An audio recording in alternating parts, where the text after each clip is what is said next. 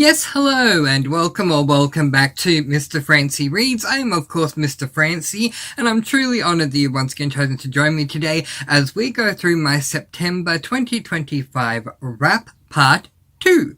This is actually a refilm, a take 2 for me, because I actually filmed Part 1, and then directly after that filmed Part 2. My phone's camera filled up, and I thought I had uploaded everything to YouTube. Turns out, I duplicately uploaded part 1 twice, and removed both videos from my phone. So now we're going to do this again. So welcome to the do-over. Welcome to Mr. Francy Reads. Alright, so I did say in part 1 that we would go through the stats in part 1 as well as part 2. So we'll do that first up. Okay, so for the month of September, I read a total of 14 cozy mystery books. Their subgenres and theme comprised of 6 culinary cozies, 4 animal cozies, 2 male cozies, 1 B&B/retirement home/village cozy, and 1 paranormal cozy. To my age groups, I read 14 adult books because they're all cozies. All cozies are adult books. To my lengths, I read 1 3/4 tome, 6 half tomes, and 5 novellas, totaling 3,875 pages. And to my star ratings, I was literally all over the shop as you can be if you didn't have a 1 star. I had 4 5 stars. I had 2 4.5 stars. I had 4 4 stars. I had 2 3 stars. I had 2 2 stars. I had 1 DNF, and I had 1 book that I DNS'd. I did not start. Wow. Okay, now that's done. Let's talk about the second half of all the books that I read in the month of September 2025. So, the 8th book that I read in September 2025 was this book, The Curse of the Cat Goddess by Alex Wagner. This is, I believe, book number 4. Yes, it is. This is book number 4 in the case for the Master Sleuth Cozy Mystery series, and I gave this book a total of 3 stars. So, the series premise for this one is that we follow Athos, an Alaskan Malamute who lives with Pearl, a kitten, and their human Victoria. In this particular book, in the villa of a passionate collector of Egyptian antiques, strange incidents begin to occur around a mysterious statue of the cat goddess, I cannot talk. The cat goddess, Bastet. Finally, there is a tragic accident and the owner of the house loses his life in a bizarre turn of events. Luckily, Athos and Pearl are guests at the villa. Together with their 2 humans, they start to investigate, but this case may prove to be the most difficult for the furry detective duo. So to my thoughts, and honestly this one went a little too much into the mystery. In fact, the first sentence literally is, "It was I who found the dead man." I am not a fan of cozies that open up with the mystery having already begun, as I prefer to see it play out while I'm there. Also, it casts aside the cozy side until there is time for it to shine. In this series, the cozy theme is Athos and Pearl, and while I love both of them, the book read more like a mystery than a cozy mystery. I am hoping this trend doesn't continue. I gave it 3 stars mainly for Athos and Pearl themselves because they're always so entertaining, but I honestly couldn't have cared less about the mystery. I am going to be reading book number 5 in this series in October this month. If I don't like it, I will be DNFing the series. 3 stars, an average rating. The next book that I read was book number 4 in the Mysteries of Max Cozy Mystery series by Nick Saint, called Perfect Heat. Okay, so the series premise for this one is, in this series we follow a blonde orange tabby cat named Max, who with his friends Dooley, Brutus, and Harriet, and his human Odelia, live in New York and solve crimes. Now, in this particular book, a celebrity chef that sounds very much like Gordon Ramsay has been terrorizing chefs in his reality series, but it seems like he has gone too far, as one morning, this celebrity chef, Niklaus, has been found murdered in an industrial oven. Meanwhile, Max is placed with yet another cat to live with, and if he thought Brutus was tough to deal with, well, Brutus doesn't hold a candle to Diego. With Diego drama on the rise and the mysterious death of Niklaus, Max, Dooley, and Brutus are on the case to work out what the heck is going on.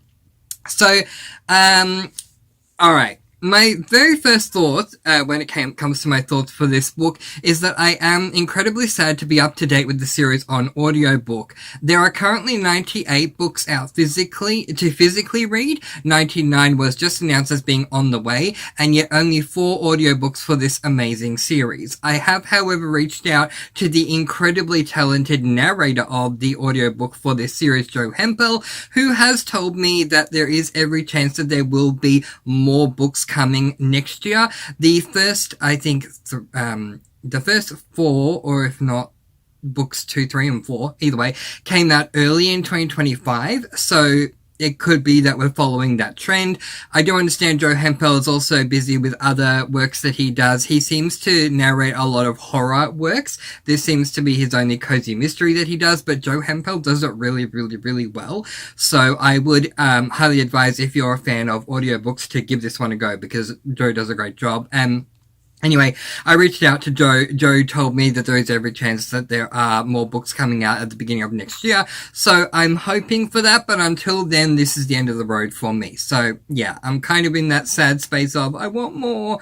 And yet, I'm also in a hopeful space of, if there are more next year, I'm definitely continuing on. But anyway, my hope is that Joe Hempel, the amazing narrator for the series, will be able to come back and do many, many more. But in the meantime, this is the end of the road for me with this series until my prayers are answered and more audiobooks become available. To the actual book thoughts, I love Max as our main character. It's such a different idea for a cozy when the main character is not a human, but to have it be a cat is just inspired. Max, Dooley, and even now Brutus are so much fun to follow as cats, and the world building, don't get me started, it is so good.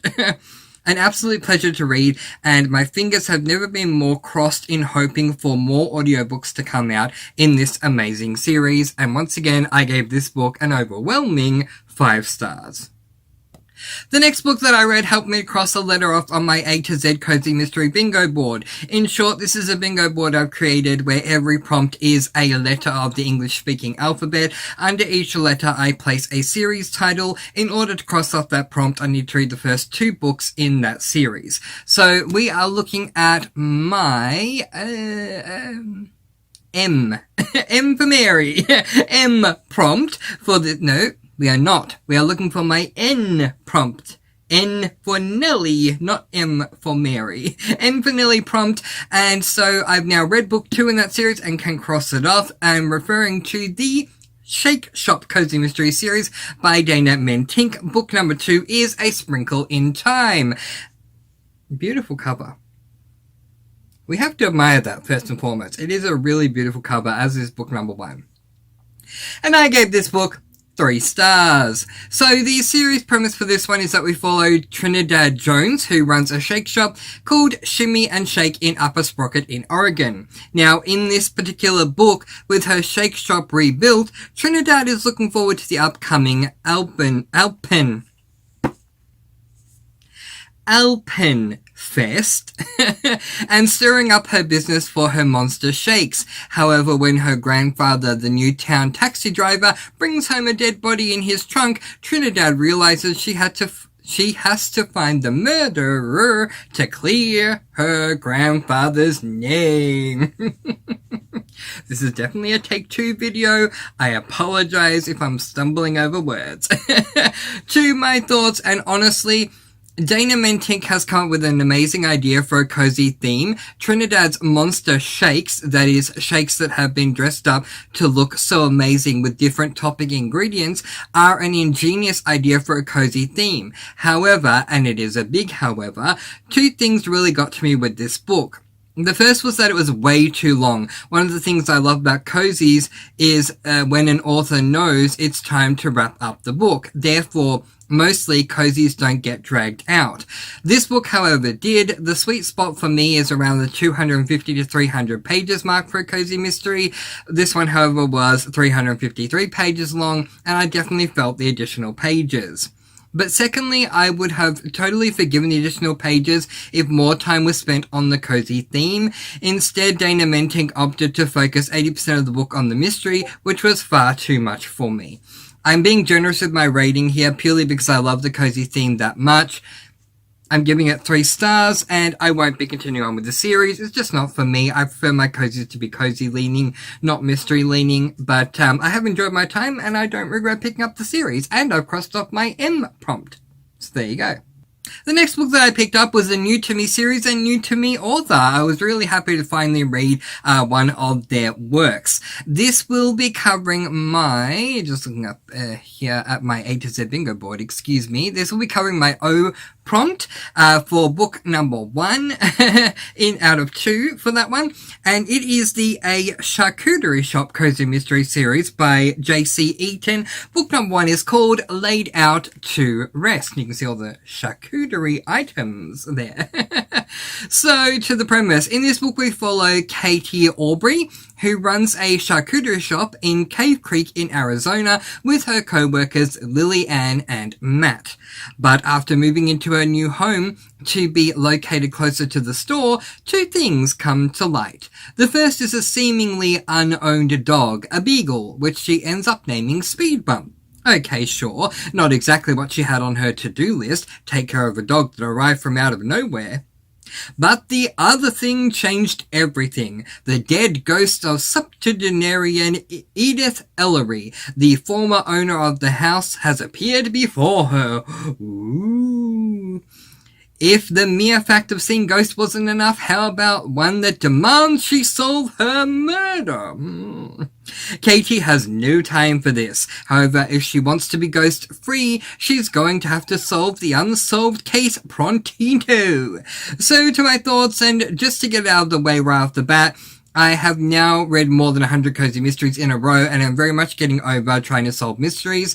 Therefore, this mystery did not intrigue me, but I don't think that's J.C. Eaton's fault. I just wasn't in the mood for a mystery. So while the mystery wasn't for me, I bumped up what I was originally going to give the book. To the cozy theme, which is the reason I still read cozies at the moment, the cozy themes, I really enjoyed it. A charcuterie shop is something very original for a cozy series, and it fits the subgenre of culinary cozies really well. Eaton shows her love, or their love, for charcuteries through Katie, and while it wasn't as detailed as, say, Cleo Coyle's passion for coffee in the Coffee House series, I would say it was at least a medium degree of charcuterie info, and I very much appreciated that. Anytime you add an animal to a cozy mystery, it always works. Speed Bump is a hilarious name that works really well, and the fact that Speed Bump came into Katie's life when it did was perfect timing. The addition of the ghost, whose name is Edith Ellery, the addition of the ghost Edith Ellery has received some mixed reviews, but I am all for it. I think personally, when it comes to including ghosts in standard cozies, it works. I don't think it immediately becomes a paranormal cozy by the adage of a ghost who, by any other means, could just as easily be a living person. Let me explain. In Edith's case, if Edith came in all-powerful and discussed ghostly things, maybe it would feel more paranormal, but when it's just, she's a ghost moving on, if anything, it's paranormal light, and I think that very much works in a cozy mystery. Not to mention, Edith did not outshine the charcuterie shop, which was a big thing for me. All in all, it was a great book. I gave the book 4 stars, and I am planning on reading book 2, but it will probably be in November. 4 stars for this one. Great job, J.C. Eaton. The next book that I read helped me to cross off my P prompt in my A to Z Cozy Mystery Bingo board for the second book in the A Bread Shop Cozy Mystery series by Winnie Archer, entitled Crust No One. And yes, I'm going to go there when I say Crust No One, including Winnie Archer. Let me explain. So the series premise is we follow Ivy Culpepper, an employee of Yeast of Eden's bread shop in Santa Sofia in California. Now in this book, Mustache Hank, aka Hank Rivera, has all the ladies oogling him at Yeast of Eden, but when he suddenly goes missing, the only person that seems to care is Ivy's ex Miguel. So the pair team up to solve the case. Now to my thoughts. I seriously loved book 1 as much as I disliked book 2. I think for me the absence of characters and additions of too many new ones is what plagued my experience. I enjoyed getting to know the ladies from the bread making class in book 1, but other than one late side appearance in the book from one of those characters, all the rest were gone in this book, and that was very ungrounding for me. On top of that, when you remove 5 to 6 characters that were prominent in book 1, you need to replace them. So not only were these 5 to 6 characters I loved gone, now I'm needing to meet the new ones who, if this follows on, will again be replaced in the next one. For a series, that does not work for me, as I find it to be extremely ungrounding. My one pro is the cozy theme, but only when it came up. It lacked big time in this one compared to book 1. I love that we have bread making for the cozy theme. It's so different for a cozy series. However, the bread making was hardly celebrated at all in this one, despite it being very much highlighted in the first book. Olaya fortunately did survive book 1's culling to book 2, and I appreciate that, but without the other characters, she didn't remain as the character I fell in love with, as people act differently around different people. I get that, I do, but it still annoyed me. Finally, the mystery was intriguing to begin with, as it seemed more like a missing person mystery, but that changed at one stage, which did annoy me. The cozy theme deserves 2 stars, the rest was not for me. I gave this book 2 stars, and for those reasons, I will not be continuing on with this series, but I was able to cross off the letter P prompt from my A to Z bingo board. So by this time in the month of September, I was definitely looking forward to going back to mixing up my genres. For those of you who are new, hello and welcome.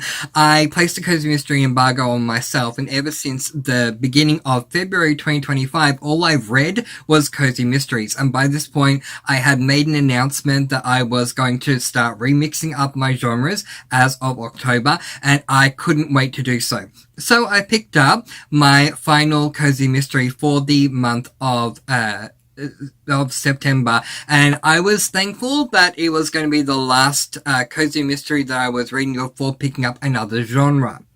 That cozy mystery ended up being this book, which is Mystery Magnet by Gregory Ash. It is book number 1 in the last Pix cozy mystery series, which is a male, it doesn't say it on the front, but it is, a male cozy mystery series. Now, here's the interesting thing. I read all these cozies, I'm over cozies, not over cozies, but I'm over only reading cozies and no other genre. I end up making a video where I'm saying, okay, in October, I'm mixing up my genres again, and I can't wait to get to all of the books that I'm reading in October. I'm really excited. So I pick up this final cozy before I move on to another fantasy, and oh my goodness, it could not have been more amazing if I tried. I am a massive fan of this book. I am a massive fan of Gregory Ash. I need more. So, let's talk about the premise. In this book, we follow Dashiell, who nicknames himself Dash Dane. a former teacher and writer who ends up leaving his boyfriend for a job in Hastings Rock in Oregon as the administrative assistant for Vivian Carver, a celebrated mystery author. However, the following morning, Vivian is found dead, and to make matters worse, the only access to her locked room was via a secret way in Dash's room. But Dash didn't kill her, so who did? The other staff members of the mansion have formed a group called the Last Picks, as they were all the last people picked for anything like sports, hobbies, activities, etc. They believe Dash is innocent, so the Last Picks, now including Dash, need to come together to solve the case. And to my thoughts, if you please. I absolutely loved this book. I honestly don't remember the last time I enjoyed a book more. Dash as a main character sleuth was so much fun to follow, while Deputy Bobby, who I predict to be the love interest, could have easily become the standard hardened cop/detective love trope in this book. Gregory Ash that is, ensured that he wasn't. It's hard not to see the care that Bobby had for Dash from day one. I also have a soft spot for Keme, who is the cook Indira's son. Millie is all the colours of the wind and not afraid to show it, and the juxtaposition of Fox, who is more like an emo character, worked wonders. I had plans for my next read. I did. But that all went out the window because I now needed to read book 2. I ended up giving this book 4.5 stars. It was absolutely amazing. So, of course, as I said earlier, nuts to the plans that I actually had, because the next book that I picked up was book number 2. I don't remember the last time I broke my TBR. It has happened for the record, but it's very rare that I break my TBR. But I think I got about 3/4 of the way through book 1 and said, I better start ordering book number 2 because I need to keep going.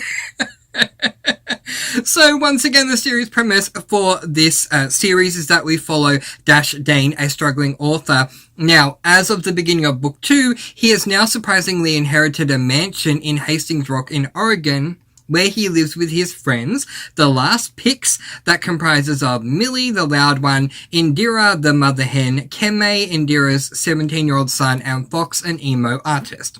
Now, in this book, mansions cost money. Just because it's inherited doesn't mean it comes without bills. So Dash and the Last Picks groups decides to open Hemlock House for weddings, and their first clients, Sharian and Mason, couldn't be happier. However, after a night out turns dark and the groom-to-be Mason is found outside a bar dead next to Dash's ex, who is sleeping, Dash's world turns upside down. There's no way Hugo did this, so Dash and the Last Picks are on the case to work out who did. So to my thoughts, there were a lot of thoughts that I had. My first was on the reveal. It definitely was the weakest part of the book, but to be honest, I can forgive that because I love the rest. The mystery investigation was really intriguing. Gregory Ash, that is, again, knows how to keep his mystery readers intrigued until the final reveal, that's for sure.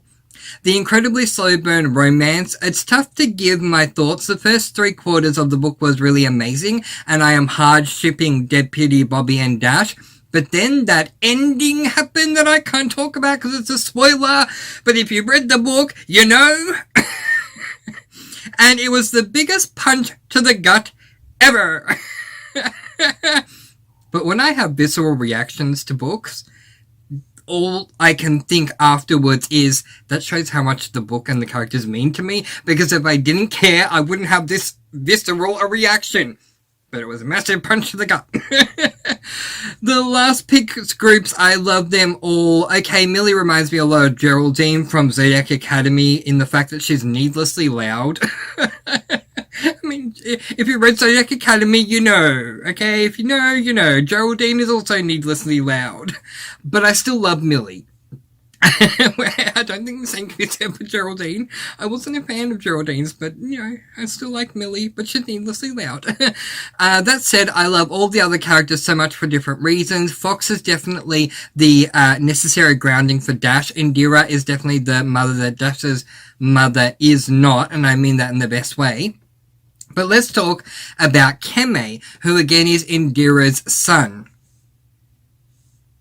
I find this character to be so intriguing. He only communicates non-verbally to Dash, so I thought he was mute. But at the beginning of this book, Dash reveals that one of the other group members had confided that Keme can actually talk. If that wasn't enough, Keme seems to talk to literally everyone else but Dash. So he'll verbally chat with everyone else, but the moment Dash is in the room, his verbal communication becomes more physical, non-verbal communication. It certainly provides intrigue, but I would have loved to have seen him say even just one thing to Dash by now. All that said, the series is quite possibly the best I have read in a very, very, very long time, which is very high praise for Gregory Ash. Thank you, Gregory Ash. I will definitely be flying through it very soon, and I gave this book 5 stars, and Gregory Ash has written so many different series, and I feel like 50% of those so many different series are available on audiobooks, so there's different ways to consume his series, but I highly recommend Last Picks. If you're a fan of cozy mysteries and you don't mind male cozy mysteries, I think this one is one you will definitely enjoy. 5 stars for book number 2. And now for everyone's favourite game that we like to call Up. These are all the books that I read in the second half of September 2025. What books did you read in the second half of September 2025? What was your favourite? What was your least favourite? Let me know, dish, in the comment section below. Now, the party does not stop here just because the video is coming to an end. I also have a Discord server, and the party keeps going on there every single day without fail. We would love to have your company. Link to that is in the description below, as well as the first pinned comment. Also, if you have any comments, thoughts, and or questions, let me know in that comment section below. But in the meantime, welcome to October, a brand new start, Mr. Francy, mixing up the genres, and I can't wait to discuss it with you all. So, until next time, I'm letting you all go with peace, blessings, and so much love. Please, as always, do be kind, do love one another, and spread your sparkling energy all throughout the world. Yeah. And until next time, happy reading. Bye, everyone!